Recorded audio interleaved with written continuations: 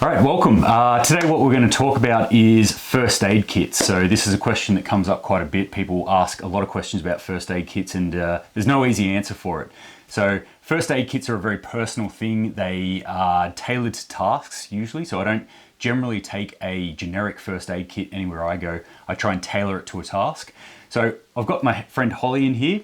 Hollie's asked me to help her put together a first aid kit for an upcoming challenge. So Hollie, tell us a little bit about what you've got coming up. Okay, I work as a movement coach and somehow I got sucked into doing what's called the Campese Foundation Special Forces Challenge, which they are hashtagging Hell Weekend.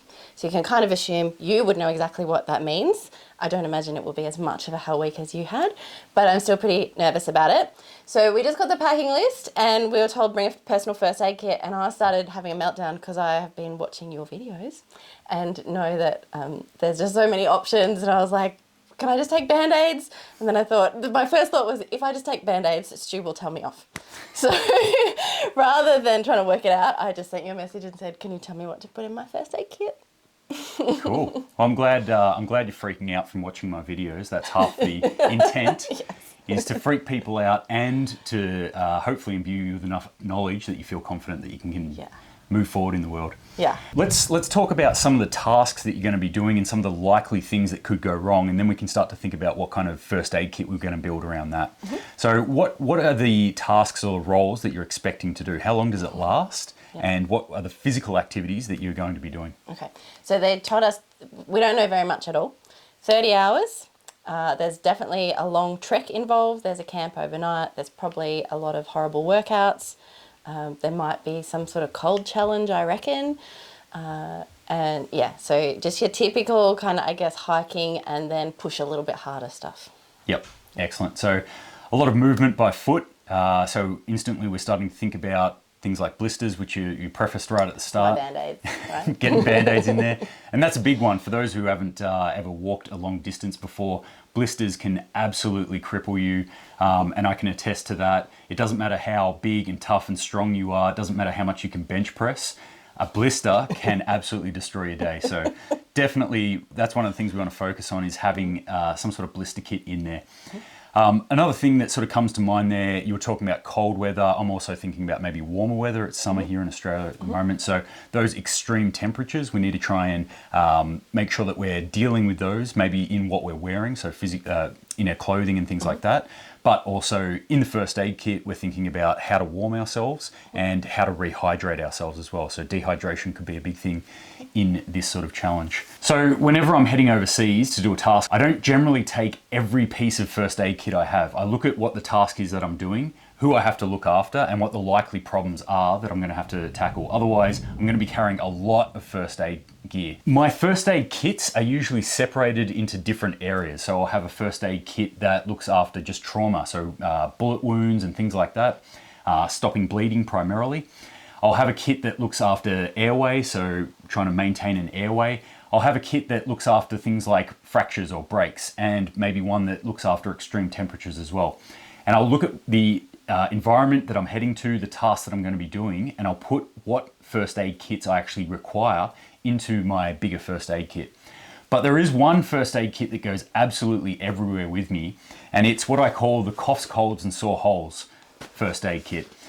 Some people call this the Ouchie first aid kit.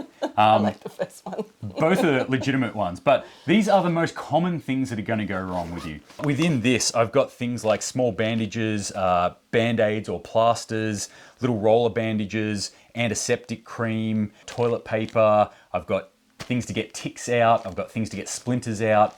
Basically, all those really common sort of things that happen.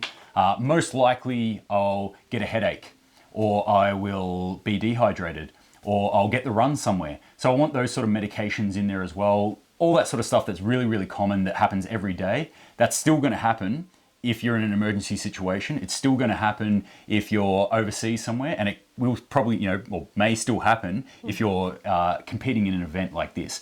So definitely thinking about that, packing any sort of medication that you might need or require.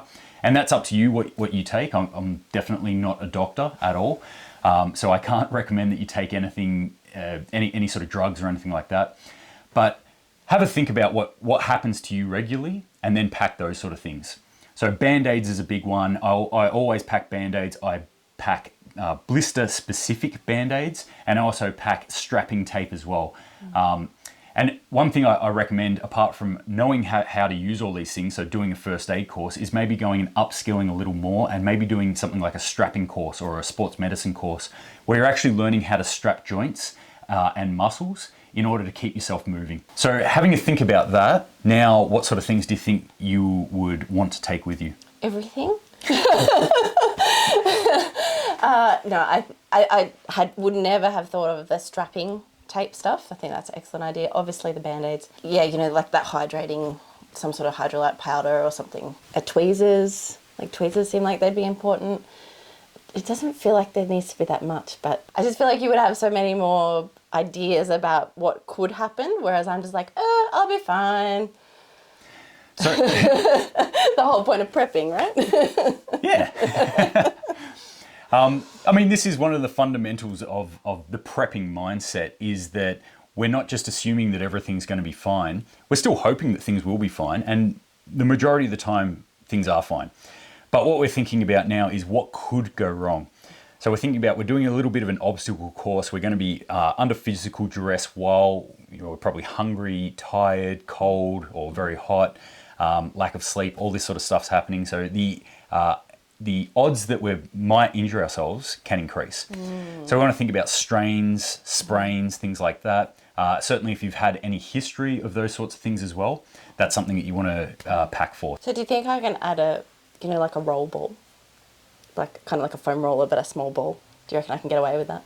As in, you want to do first aid for if my back gets a bit tight, I might need to do a bit of a roll.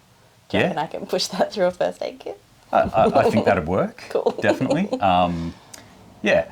I mean, some of the things that we're going to do for first aid are kind of remedial in nature anyway.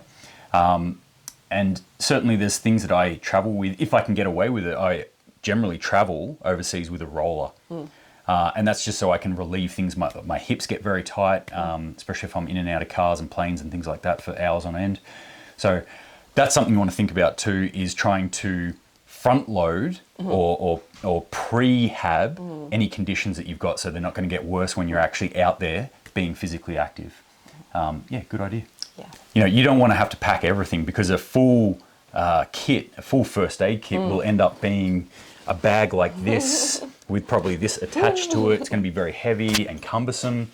You want something small and easy and lightweight. So the less that you can get away with, the better off you're going to be. So options that you've got, obviously, if you don't feel confident to go out and build your own first aid kit, there's a lot of first aid kits out there that you can buy that are ready to go.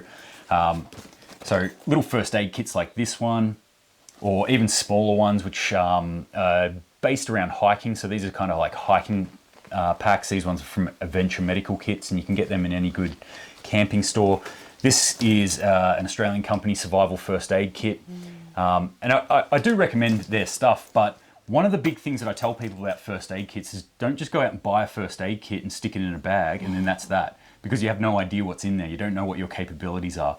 So I always pull these apart and I add things into them. Headaches is one thing that I will not compromise on at all. I don't know what it is. I'm just a big wuss when it comes to headaches. I've had broken bones that I've continued operating with. I've done all sorts of injuries that I've kept going with, but I even get a sniff of a headache and I will be popping Panadol like it's crazy. Another thing I like to put in these, because I am in Australia and it does get hot here, is rehydration salts or things that you can add to water in order to keep up your electrolytes. So that's something that concerns me a lot, is dehydration, heat stroke, those sorts of things. One last thing I'll talk about when we're talking about temperatures is cold, because it does actually get cold, and especially overnight. And if you've been moving around a lot and sweating, then you are going to get very, very cold overnight. If anyone's had the opportunity to use one of those blankets, those silver space blankets before, they really, really work well. I highly recommend them. They cost like $3-4. Yeah. They fold down to that big, and it's in every single one of my first aid kits. I've got one. Yeah. Good for signaling too if you get caught out in the wilderness by yourself. So Yep. So if I crack it and don't want to be in my team anymore and I wander off, that would be useful. Yep. Yep. I mean, the one thing I've been thinking about a lot in preparing for this challenge is something that I notice you say a lot, which is it's not just about like the gear, but it's the physical preparation, like the fitness part of it, which of course all the team competitors seem to be putting a lot of effort into working out and all that sort of thing. So hopefully we're all fit enough that we're not going to sweat that much. That's the plan. Good luck with that. Certainly like when I'm thinking about preparation holistically, the first thing I'm thinking about is mindset. So having the right mindset. And then the next most important thing is your physical ability. So what you can actually do. It gives you more options and it makes everything easier in a sense. Mm-hmm. So if you're coming into this challenge from a less physically capable standpoint, then the whole thing is going to be tougher. And you know probably more than most people that the more physically fit, or whatever we term fitness, but the more physically fit that you are, the less likely you are to injure yourself, the more able you're going to be able to recover from injuries and things like that. So you're going to be under physical duress during this activity. The more physically capable you can be at the start of that, the better off obviously everyone's going to be. So this challenge that you're doing, it's to raise money, yeah?